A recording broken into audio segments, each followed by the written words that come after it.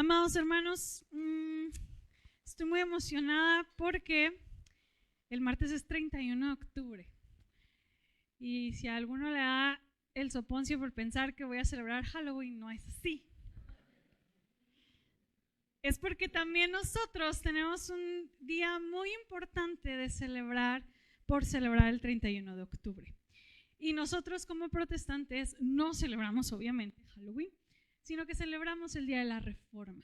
Hace 500 años, un poco más de 500 años, Martín Lutero clavó 95 tesis en una capilla o en una iglesia para debatir algunos temas que se estaban dando en aquel tiempo en la iglesia católica romana. Y hablar de la Reforma, hermanos, es demasiado amplio. Hablar de la Reforma es cuestiones sociales, políticas, religiosas, teológicas.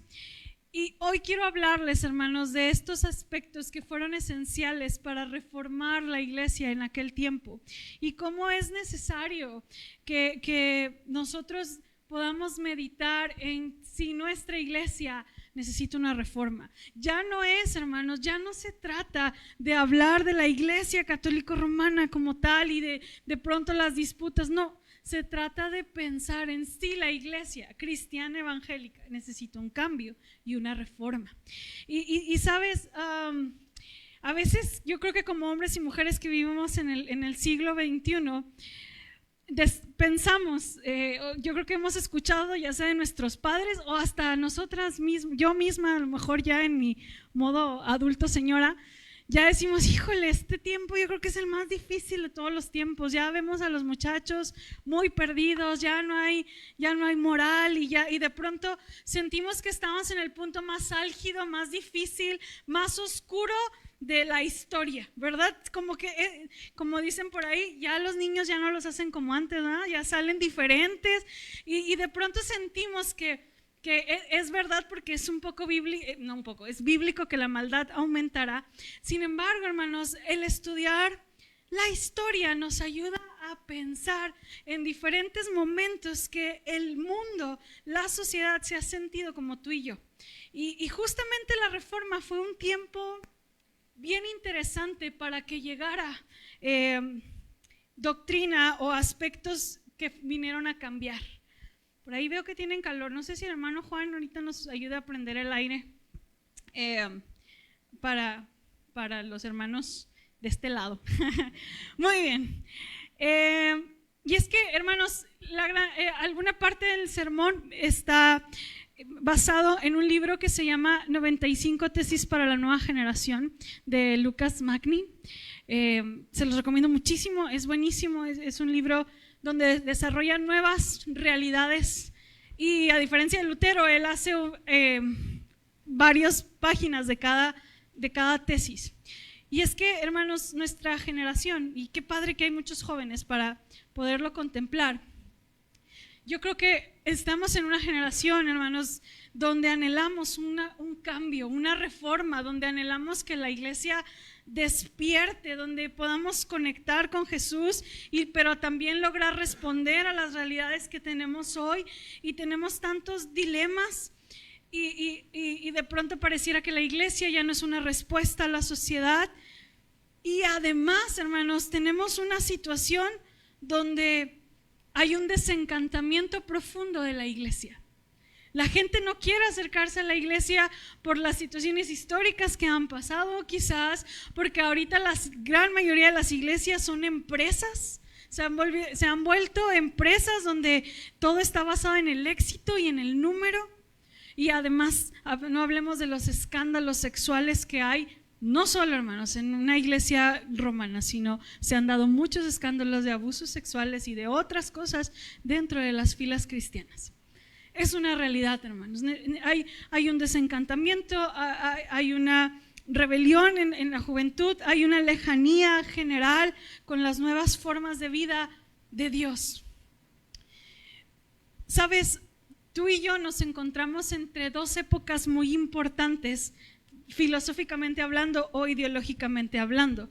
Nos encontramos entre la época de la modernidad y la posmodernidad. La modernidad era todo lo que era la razón, el pensamiento científico, el método histórico crítico y toda esta parte como muy pensante. Y luego llega la posmodernidad y arrasa y dice, no, dale rienda suelta a las emociones, y todo se basa en emociones. Ya no existe una verdad absoluta, ahorita es lo que tú quieras pensar, todo se vuelve relativo, se vuelve el secularismo, y es toda una locura de pensamiento. En esa época estamos situados, hermanos.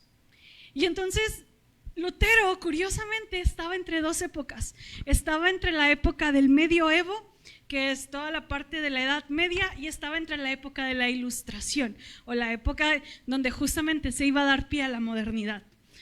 Estaban entre esa realidad de decir, caray, ¿es lo que dice la iglesia o ya puedo pensar de una manera diferente a la iglesia? La sociedad se situaba en eso.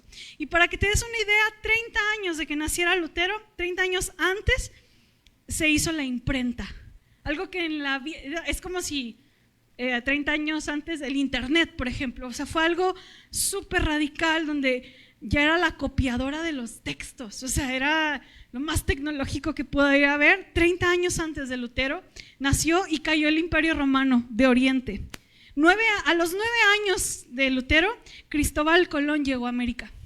A los 30 años, Lutero elabora estas 95 tesis. Y a los 50 años, Copérnico hace este tratado donde resulta que el mundo, el sol no gira alrededor de la Tierra, sino que la Tierra gira alrededor del sol. Y para ti, para mí es como, pues ya sabía, pero imagínate el golpe, el choque emocional, cognitivo, espiritual que representaba que el mundo no era el centro del universo y que el sol era lo más importante y era este aspecto heliocéntrico y no geocéntrico. O sea, imagínate en esta realidad de Lutero, donde eran los golpes ideológicos, los golpes de conciencia, los golpes de conocimiento, y la iglesia luchando también con otras cosas. Ahí se encontraba Lutero. Ese era el momento de la reforma en Lutero. Y me gusta pensar en eso porque justamente así como tú y yo nos sentimos, yo creo que la sociedad, sin WhatsApp ni internet, pero así se sentían, con esa sensación de me siento perdido, a quién escucho, me están diciendo tantas cosas y tantas verdades, y ahora ¿qué creo? Justo en ese momento, hermanos, llegó la reforma. Y tú y yo hoy que vivimos en una sociedad de muchas verdades, de polarización, donde Dios ya no está en la ecuación o en la realidad de muchas personas, y donde la nueva generación, gracias al internet, se ha dado cuenta de todos los colores y formas que existen a lo largo del mundo, y decir, ¿por qué la mía debe ser la verdad? Súmale, como decía, que hay un desencantamiento de Dios y de la iglesia. Lutero también tenía una decepción de la iglesia. Pero justo en ese momento, hermanos, llegó la reforma. Y muy probablemente, hermanos, estemos ante un momento donde Dios quiera hacer algo en nuestras iglesias. El título de este sermón se llama Semper Reformanda. Una de las frases de los reformadores o del tiempo de la reforma era Ecclesia reformata semper reformanda, que quiere decir una iglesia que se reforma o una iglesia reformada siempre debe estar reformándose. Esa es como la ley. Y ante esta realidad que tú y yo tenemos y que era muy parecida a los 1500 donde estaba Martín Lutero, hay una respuesta. Y yo sé que aquí, hermanos, estamos aquí porque sabemos que Cristo es la respuesta. Estamos aquí porque sabemos que hay esperanza. Estamos aquí porque sabemos que queremos que algo más suceda entre nosotros. ¿Qué tiene que pasar? ¿O qué aspectos yo encuentro en la reforma que podemos, más bien que debemos de tener claros para pensar en una reforma en el 2023? Repito, no se trata de hablar de la otra iglesia, se trata de saber qué estamos haciendo de manera incorrecta dentro de nuestras filas. Acompáñame por favor a Hechos 4, del 11 al 13. En este pasaje, hermanos, Pedro y Juan están ante el Sanedrín. Acababan de sanar a un enfermo y el Sanedrín los manda a llamar y les dice: ¿con qué derecho sanan a esta persona? Explíquenme quién hizo esto. Y todos enojados. Y cabe recalcar, hermanos, que este Sanedrín, dice por ahí Hechos más arribita, Este Sanedrín era el mismo Sanedrín que mandó a Jesús a la cruz. Pedro y Juan estaban a punto de ir a un lugar donde sabían que ellos podían mandarlos nuevamente al proceso legal, pero a crucifixión, porque estaban en contra de Jesús. Pero se presentan valientemente, ya no corrieron como aquella vez que crucificaron a Jesús. Se presentan valientemente ante este Sanedrín y dice el versículo 11: este Jesús es la piedra reprobada por vosotros los edificadores, la cual ha venido a ser cabeza del ángulo. Y en ningún otro hay salvación, porque no hay otro nombre bajo el cielo dado a los hombres en que podamos ser salvos. Entonces, viendo el denuedo de Pedro y de Juan y sabiendo que eran hombres sin letra y del vulgo, se maravillaban y les reconocían que habían estado con Jesús. Hermanos, voy a hablar de 3 aspectos que considero son de vital importancia que hubo en la Reforma y debe haber al pensar en un avivamiento, al pensar en reforma en nuestros tiempos, a 500 años de esa gran reforma. ¿Qué debe haber en ella? Más allá de los colores o las formas, o más allá de cómo se ha de manifestar, hay aspectos esenciales que hubo en ese tiempo y también en este. En este pasaje, hermanos, Pedro habla de 3 aspectos justamente. Y el primero habla del fundamento. Habla de la piedra que los edificadores quitaron. Habla de que ellos, que eran los religiosos, los que debían de conocer la Escritura, los que debían de saber quién era Jesús, resultó que lo rechazaron. Era como decir: ustedes que son los que construyen la iglesia, que son los que hacen el ministerio, ustedes que son los líderes y la autoridad de la iglesia, están dejando afuera a Jesucristo. Estás dejando afuera el fundamento para que todo se construya de la mejor manera. Eso hicieron ustedes al asesinar a Jesús. Ustedes, los edificadores, no se dieron cuenta que la piedra del ángulo era Cristo, que la base de la fe que tú y yo tenemos es Cristo. ¿Sabes? Pensando en la Reforma, después de Constantino, en el año 300 después de Cristo, la iglesia tomó mucho poder. Antes del 300, la iglesia era perseguida. Era cuando la gente moría por Jesús, cuando los mandaban a los leones, cuando los mandaban a crucificar, los quemaban y morían de las maneras más atroces por la fe. Llega Constantino y hace un edicto que se llama el Edicto de Milán. Este edicto dice: ya no vamos a perseguir a los cristianos. Ahora los cristianos son parte de nuestra sociedad. Y después de eso, hermanos, el Edicto de Milán decía que incluso los cristianos iban a tener privilegios. Es decir, si tú querías un puesto de gobierno, tenías que ser cristiano. Si tú querías trabajar, tenías que ser cristiano. Si querías un favor de la política o del gobierno, tenías que ser cristiano. Entonces, irónicamente, la población pasó de ser un 10% cristiana a un 90%. ¿Por qué creen? Por conveniencia. Dijo: pues está más padre, si digo que soy cristiano me va a ir mejor. Y entonces la población creció en cristianismo, pero bajó en concepto de fe y espiritualidad. Es decir, esta gente decía ser cristiana por una conveniencia, pero no había entendido lo que era el cristianismo realmente. El 10% eran los que morían por Jesús y estaban cuentan una historia de Nerón, por ejemplo, uno de los emperadores más crueles. Sus antorchas, las antorchas por donde él paseaba, eran cristianos para iluminar su callejón. Esa pasión pasó a ser un 90% de un cristianismo diluido, hermanos. Y entonces todo el mundo se hizo cristiano por conveniencia. Las iglesias que eran para dioses antiguos o dioses romanos ahora se pasaron a ser iglesias de la iglesia cristiana. Y además se instaura la política. El Papa empieza a tener la misma autoridad que los reyes. Y entonces el cristianismo, hermanos, se volvió gobierno, se volvió política. El cristianismo se volvió un mensaje diluido y a conveniencia de las autoridades, porque el pueblo pues era engañado por lo que le decía. Así empezó la Edad Media. Y entonces, hermanos, ¿qué pasó? Se quitó el fundamento. Se quitó la realidad de saber quién era Jesús y qué hacía en la vida del ser humano por cumplir una religión, por una carta de decir soy cristiano, dame trabajo. Se cumplió con un checklist de es hombre, es cristiano y es casado. Y entonces el fundamento del cristianismo, el amor por Jesús, el entendimiento de la obra de Cristo, se fue.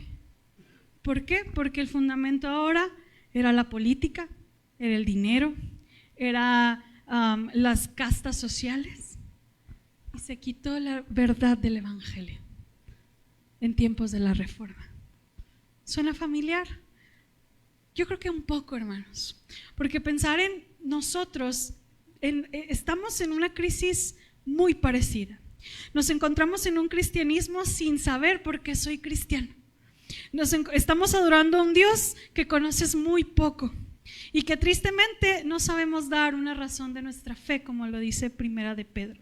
Nos encontramos iglesias que tienen su fundamento en ven a Cristo y se te va a resolver tu problema de dinero, de matrimonio, de enfermedad y de todo lo demás. Y ahí está mi fe. ¿Y qué pasa si Dios no lo hace? ¿Qué pasa si Dios no contesta? Se cae el fundamento. ¿Qué pasa si mi fe está basada en mi oración para pedir cosas y cuando Dios dice que no, se cae el fundamento? Estamos en una crisis, hermanos, donde es doloroso el desconocimiento del pueblo cristiano hispanoamericano en las doctrinas fundamentales, los dogmas que funcionan como un ancla de la iglesia y que ha sido enseñado de generación en generación. Es sorprendente no solo la incomprensión de doctrina fundamental, sino aún más el temor de no conocer, de decir no, eso no está bien, eso ¿para qué es necesario saberlo? Hermanos, hablar de un fundamento es importante porque es lo que define todo lo que eres. ¿En qué se basa tu fe? ¿Cómo llegó o cómo está tu conocimiento de justificación, de santificación? ¿Sabes qué es la regeneración? ¿La has experimentado? ¿Cómo llegó a tu vida? ¿Cómo hablas de que Jesús es Dios y hombre? ¿Cómo explicas una resurrección? Todos estos temas fundamentales, hermanos, han quedado afuera del cuadro de mi vida cristiana y te digo que ese es el fundamento. Porque no es, cuando hablo de estas doctrinas, no son fuera de Jesús. Las doctrinas de los apóstoles son nuestro fundamento que está basado en Jesucristo. ¿Qué sabes de la justificación, de la regeneración, de la santificación? ¿Qué sabes de la gracia que Dios te ha dado y la has entendido o no? ¿Cómo definimos y defendemos que Jesucristo resucitó? Hermanos, para pensar en una reforma yo necesito pensar en el fundamento. Porque, ¿sabes? Ninguno de los reformadores, hasta donde yo sé, protestó contra el credo de los apóstoles. Ninguno de los reformadores acusó a algún credo ni buscaron salirse de una ortodoxia. René Padilla dice: la falta de interés en la teología y conocimiento común entre los evangélicos es un síntoma de la despreocupación por la fidelidad del evangelio y su pertinencia en nuestra misión. ¿Sabes cuál es también el gran problema de no tener un fundamento? Cuando no tenemos fundamento, caemos en el fundamentalismo. Irónicamente, cuando yo no sé en qué estoy parado y me cambian algo, yo caigo en el fundamentalismo. El fundamentalismo es esta parte como de no mover nada porque somos gente como los fariseos. Es que así dice y así tiene que hacer y así me enseñaron que era. El no conocer el fundamento te hace una persona fundamentalista. Hermanos, a veces no es el fundamento nada más las cuestiones emocionales o las cuestiones legalistas. A veces para nosotros una persona cristiana es una persona que no toma, no baila, no fuma. Ese es el fundamento para ser cristiano. Para muchos de nosotros, un cristiano es alguien que deja de hacer cosas. Hay mucha gente con una moralidad muy fuerte, atea. Hermanos, ¿qué dirán las próximas generaciones sobre las opiniones que nos dice Lucas Magnin, que nos emperramos en defender, incluso cuando los datos duros cuestionan nuestras interpretaciones? ¿Realmente se vendría tu mundo abajo si algún detalle de lo que tú sabes no fuera tan así? ¿Desaparecería el cristianismo si ciertos hechos anecdóticos no resultaran ser tal como lo aprendimos? Déjame te doy un ejemplo. ¿Qué pasaría si alguien viene y me dice, es que yo no creo que la creación fue en 7 días, sino yo creo que fueron millones de años? ¿Cómo se te ocurre si la Biblia dice que son 7 días? O ¿qué pasaría, hermanos, si de repente, como ahorita en las nuevas generaciones no ven como pecado un tatuaje? No estoy diciendo que se tatúen, por favor. ¿Qué pasaría si de pronto las cosas que yo pensaba que eran así, que tenía que estar aferrada a eso, de pronto me las cambian? ¿Cuál es tu fundamento para la vida cristiana? ¿La música? ¿Qué pasa? De pronto llega alguien y canta cosas diferentes. ¿Cuál es tu fundamento para tu vida y tu esencia cristiana? ¿Qué pasaría si te digo que hay cosas que tarde o temprano van a cambiar por cuestiones culturales? ¿Qué pasaría si te digo que los tatuajes no son ese pecado que siempre se ha dicho? ¿Qué pasaría si alguien nos pregunta si el Génesis fue en 7 días, en millones de años, o quizás es hasta un poema? Es que el instinto de preservación, cuando tú sabes muy poco y no conoces el fundamento, te pone a la defensiva y te pone frente a todo aquello que parezca atentar tu sentido de supervivencia. Esto sé, es muy poquito, no lo toques. Y por eso no estamos dispuestos a dialogar. Y la falta de fundamento te vuelve una persona fundamentalista. Y va para los 2 lados, hermanos. Nuestros jóvenes están teniendo unas experiencias maravillosas con el Señor, con el Espíritu de Dios, y doy muchas gracias a Dios. Una persona fundamentalista, alguien que no experimenta eso, luego pone dudas y preguntas y hace.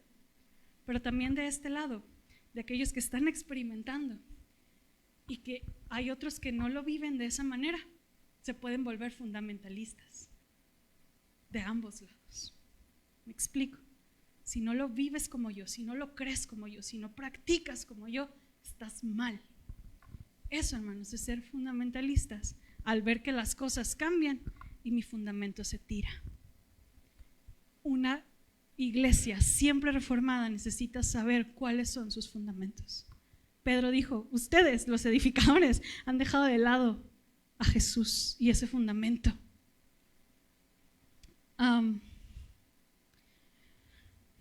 Una fe sin fundamento, por piadosa y devota que sea, deriva tarde o temprano en alguna forma de fundamentalismo. Sin raíces en la historia, en la revelación, cada iglesia y cada creyente serán secuestrados por cualquier viento de ideología. Peor aún, serán usados sin siquiera saberlo para todo tipo de proyectos que aprovechen la radicalización. Un alma piadosa sin mucha teología, pero no puede tener una iglesia un alma piadosa sin teología no puede tener una alma piadosa por mucho tiempo. Será una iglesia débil y luego una iglesia mundana. No tendrá la capacidad para resistir el condicionamiento del mundo, sus definiciones y sus métodos. Parafraseando a San Agustín, ¿cómo vamos a conocer aquello en lo que hay libertad si no reconocemos cuáles son los fundamentos de la unidad cristiana? Pedro dijo, ustedes han desechado la piedra angular que edifica a la iglesia. Hermanos, nuestra vida corre peligro si yo no tengo doctrina esencial en nuestra vida que empieza en Cristo. Versículo 12, Pedro dice, y en ningún otro hay salvación, porque no hay otro nombre bajo el cielo dado a los hombres en que podamos ser salvos.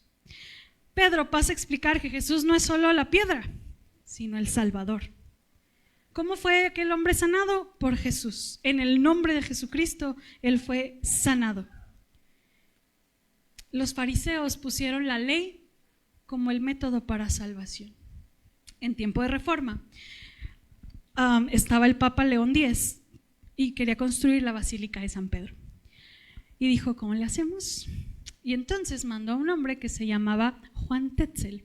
Juan Tetzel iba por todas las ciudades predicando acerca de las indulgencias. Y estas indulgencias eran, hermanos, el método por el cual la gente podía comprar un poco su salvación. Podía comprar, incluso reliquias. Vendían las tijeras de Dalila, vendían el cabello del Sansón, vendían la leche de María, vendían los huesitos de los apóstoles, vendían muchas cosas que eran reliquias. Y además de eso, vendían o cobraban porque el alma saliera del purgatorio. Entiendo que estas prácticas ya no las tiene la Iglesia Católica Romana. Dios también obró en medio de esto que se estaba haciendo.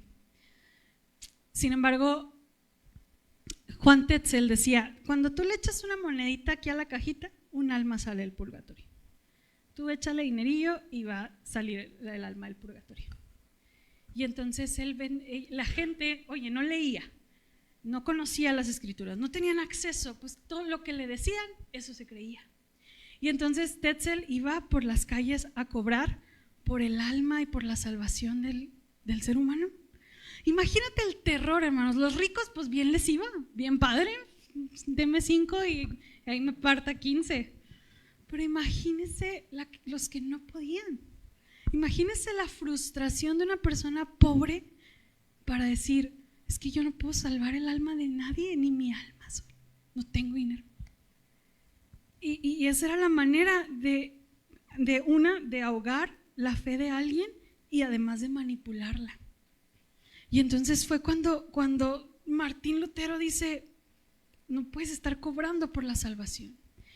Algunos de sus tesis dicen así, no se asusten, hermano, la tesis es una frase chiquita, no lo voy a leer, 95 tesis doctorales. Dice la tesis 27, mera doctrina humana predican aquellos que aseveran que tan pronto suena la moneda que se echa en la caja, el alma sale volando. Mera doctrina humana. Tesis 32, serán eternamente condenados junto con sus maestros aquellos que crean estar seguros de su salvación mediante una carta de indulgencias. 37, cualquier cristiano verdadero, que sea que esté vivo o muerto, tiene participación en todos los bienes de Cristo y de la Iglesia. Esa participación le ha sido concedida por Dios, aún sin cartas de indulgencias. Número 55. Ha de ser la intención del Papa que si las indulgencias, que muy poco significan, se celebran con una campana, una procesión y una ceremonia, el Evangelio, que es lo más importante, debe predicarse con 100 campanas, 100 procesiones y 100 ceremonias. 62. El verdadero tesoro de la Iglesia es el sacrosanto Evangelio de la gloria y de la gracia de Dios. Hermanos, hoy también tenemos un problema. Además de que quizás nuestro fundamento de fe, de conocimiento de Dios, donde yo llegué, acepté a Cristo y ahí quedó. Tenemos un problema con una cuestión de salvación. Venir a Cristo, hermanos, requiere 2 cosas, solo 2 cosas: fe y arrepentimiento. Solo eso. Mira, no pido nada más. Todo lo demás del fundamento hay que crecer. Pero venir a Cristo, fe y arrepentimiento. El problema es que hemos quitado el arrepentimiento. Cree. Tú sabes que la fe tiene que ver más con fidelidad que con un pensamiento ontológico o de debo creer, no. Se refiere a un estar presente. Y el arrepentimiento, hermanos, no se diga. No hay perdón, no hay culpa, no hay una necesidad de un Salvador. Y si no hay eso, hermanos, no hay evangelio, no hay transformación y no hay vida. Para que la cruz, dice Lucas Magni, no se te atragante en la garganta, diluimos el costo del discipulado según el lenguaje de moda hasta convertirlo en una expectativa que nuestra cultura satisface, como éxito, que Dios contesta sueños, que estamos en prosperidad financiera o el espectáculo. No hay una necesidad de una transformación. Se han endulzado los oídos de los fieles, se les promete un aval divino, no te cobro una indulgencia, pero te prometo un montón de cosas. Se remata el título de hijo a cambio de un módico, pequeñito intercambio. Y ese módico es nomás no dejes de venir, no importa, nomás que se llene la silla. Hermanos, estamos ante una iglesia que no se duele por ofender a Dios, que no hemos entendido el costo de lo que le costamos a Jesús. Le costamos la vida por nuestro pecado, por nuestra ofensa, por nuestra actitud, le costamos, hermanos. En ningún otro hay salvación. Y cualquier cosa o instrumento religioso que diluya el dilema espiritual de mi problema con Dios, que es el pecado, es un falso amigo, incluso cuando nace de las mejores intenciones. La medicina del evangelio sabe bien amarga porque es el arrepentimiento, pero mi propia incompetencia espiritual me lo recuerda vívidamente cada día. El deseo de endulzar la gracia para evitar a otros el mal trago es un camino angosto y termina por anular el verdadero efecto de la transformación de vida. Si yo quiero una iglesia que siempre esté reformada, yo debo de saber y tener en cuenta que Dios es el Salvador y tengo un mensaje de arrepentimiento, de transformación de vidas, de que sí, esta iglesia, mira, tiene los brazos abiertos para ti y es tu casa. Pero el evangelio para tu vida es que te arrepientas y tu vida sea transformada por medio de Cristo. No hay otra cosa. Sabes, me acuerdo que hace, 6 años, yo creo, no me acuerdo. Fui a Los Ángeles con el pastor Carlos Samuel, lo esperaba aquí, pero sabemos que ahora están con familia en luto. Y fuimos a Los Ángeles justamente a un congreso de ver cómo era la iglesia nueva, ¿no? Me acuerdo que fuimos a una iglesia, no sé si ya les había contado, que se llama Mosaic Church. Esa iglesia está en la calle de la fama de Hollywood. O sea, imagínense cómo está esa iglesia. Y era una risa porque yo iba con el pastor Carlos Samuel, el pastor Luis Reza de Trinidad, el pastor José Luis Ramírez, ya descansa en el Señor, y su servidora. Yo era la única jovencilla que andaba ahí y todos estábamos en Hollywood, hermanos. Imagínense cómo eran las vestimentas de los muchachos, todo, y los 3 pastores así con sus corbatitas iban entrando y sí se les quedaron viendo bien extraño porque era una iglesia súper de jóvenes. Ellos también son jóvenes, pero de otro estilo. Entonces llegamos y analizamos la iglesia y el humo y esto y así un montón de cosas. Y en las conferencias, hermanos, recuerdo un hombre que decía, bueno, es que aquí hay que cambiar las paredes, hay que cambiar el sonido, hay que cambiar las luces, hay que hacer atractivo todo esto para que la gente venga. Yo recuerdo tanto las palabras del pastor Carlos Samuel y agradezco tanto por esa capacidad de razonamiento que tiene. Dice, es que yo no creo que sean las formas, Ana, yo creo que es el fondo. Se me quedó tan grabada esa palabra porque dice, es que no son formas. O sea, ¿de qué me va a servir pintar esta iglesia de negro, con luces, con humo? ¿De qué me va a servir poner una pantallota? Que, amén, espero sí, pero ¿de qué me va a servir si el corazón sigue mal? ¿De qué va a servir? Hermanos, no se trata de las formas, no se trata de poner música mejor, no se trata de traer el mejor predicador, se trata del fondo de tu vida. Y eso es lo que va a reformar el corazón. Versículo 13, estoy por terminar, bueno, más o menos. Versículo 13. Entonces, viendo el denuedo de Pedro y de Juan y sabiendo que eran hombres sin letra y sin vulgo, se maravillaban y les reconocían que habían estado con Jesús. Fundamento, salvación, testimonio, hermanos. Son las 3 cosas que necesitamos para una iglesia siempre reformada. Fundamento, que las cosas cambian, las formas. De pronto, yo me acuerdo que cuando yo estaba en Betel, la gente de la alabanza tenía que estar con la corbatita y la falda y no sé qué, y ahorita, a Dios gracias, creo que ya no. ¿Por qué? Porque las formas cambian, hermanos. El fundamento no es el que debe cambiar. Fundamento, salvación. Y dice aquí que este Sanedrín, oye, tenía al enfermo sanado. Y no tenían una forma de decir, pues, ¿cómo les digo que no es cierto si está sano? No había forma de negar lo que Dios estaba haciendo a través de ellos. No había forma. Y entonces dice que ellos hasta se maravillaban, pero reconocían una cosa, hermanos. Habían estado con Jesús. Se sorprendían de que esta gente sin capacidad de conocimiento, o no eran profesionistas, no eran escribas, no eran nada, hablaban con esa manera la escritura. Se sorprendían porque ellos podían ver que lo que les enseñó su maestro, ahora lo vivían ellos. La enseñanza del maestro, ahora ellos la daban. Los milagros del maestro, ahora ellos los hacían. Y ellos decían, pues, ni cómo decir que esta gente no estuvo con Jesús. No podían negar que esa gente había sido tocada y transformada por Jesús. No había manera de negar el testimonio de que ellos lo que eran habían aprendido.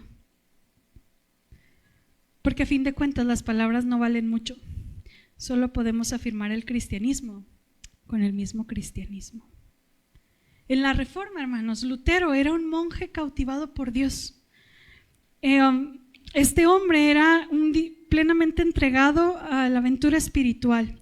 Hermanos, Lutero no fue un rebelde sin causa de voy a tirar la iglesia y que no. Fue un hombre que amaba a Dios y buscaba la verdad, y esa verdad lo llevó a una dimensión muy, muy, muy pesada. Pero fue alguien que amaba, estaba con Dios y quería dar evidencia de lo que Dios estaba haciendo en su vida. Lutero vivió sus años abrazados de pasión por Dios, en humildad ante sus mandamientos y en dedicación. La Reforma no fue el fruto de un rebelde sin causa. Lo de despotricar contra el sistema fue la punta del iceberg. El centro de su causa era un compromiso con Dios. Hermanos, si tú y yo queremos transformar, quiero decirte algunas cosas. Los tibios nunca reforman nada. Una fe vaga y vaporosa, una espiritualidad egocéntrica y sin compromiso, una ética cristiana superficial y elástica tiene serios problemas para habitar en la presencia del fuego que consume.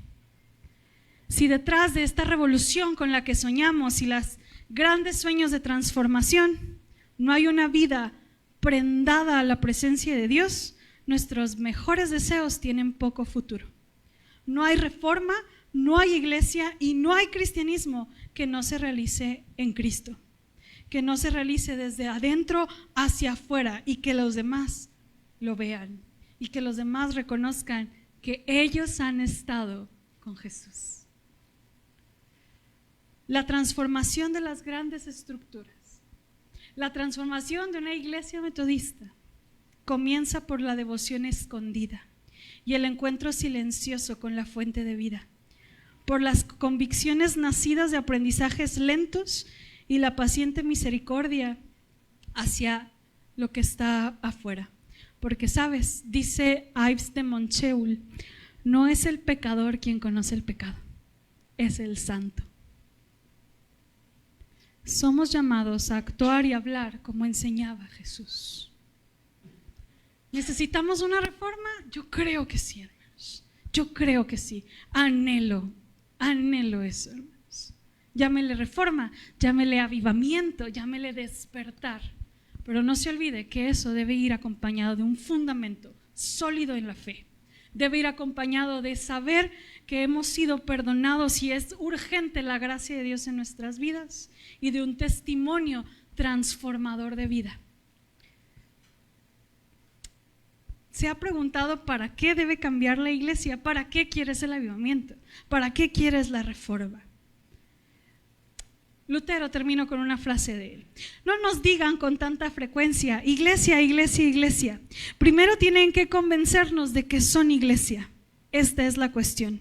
El diablo también puede decir: soy Dios, adórame. El lobo también puede decir: soy el pastor. Nosotros mismos sabemos que se debe obedecer a la iglesia, pero ¿quiénes forman la iglesia y dónde está? Ante esta reflexión, hermanos, quiero invitarles a que nos pongamos de pie.